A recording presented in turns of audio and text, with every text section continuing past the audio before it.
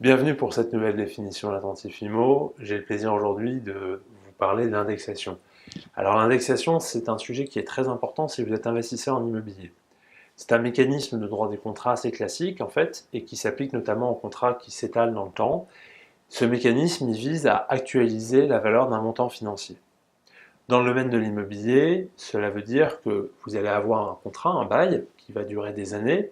Dans le cas d'un bail commercial, ça peut même durer des décennies avec le mécanisme du renouvellement. Et le loyer fixé à une certaine date, 5, 10, 15 ou 20 ans après, sera probablement plus d'actualité.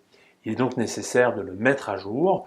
Pour le mettre à jour, on va utiliser le mécanisme de l'indexation qui revient en fait à faire évoluer ce montant financier au même rythme ou par rapport à un indice, d'où le terme indexation.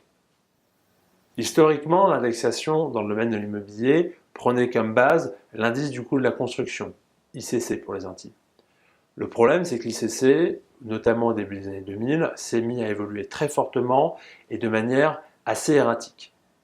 Afin de permettre d'avoir une indexation plus proche et plus conforme avec la réalité économique, cet indice a été petit à petit abandonné au profit de nouveaux indices, l'IRL, l'indice de référence des loyers, l'ILC, l'indice des locaux commerciaux, et enfin l'ILAT, l'indice des locaux d'activité tertiaire pour les bureaux et les entrepôts de stockage notamment. Pour calculer une indexation, il faut trois choses. Il faut une période de temps. Est-ce que l'indexation se fait tous les ans, tous les semestres ou tous les 3 ans par exemple? Il faut un indice de référence, l'ICC, l'ILAT, l'IRL ou l'ILC. Et puis il faut une formule.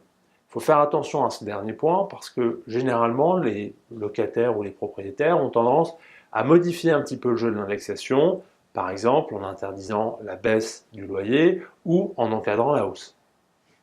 C'est fini pour cette définition. Merci de nous avoir suivis. Si vous avez aimé, likez, ça nous sera très utile.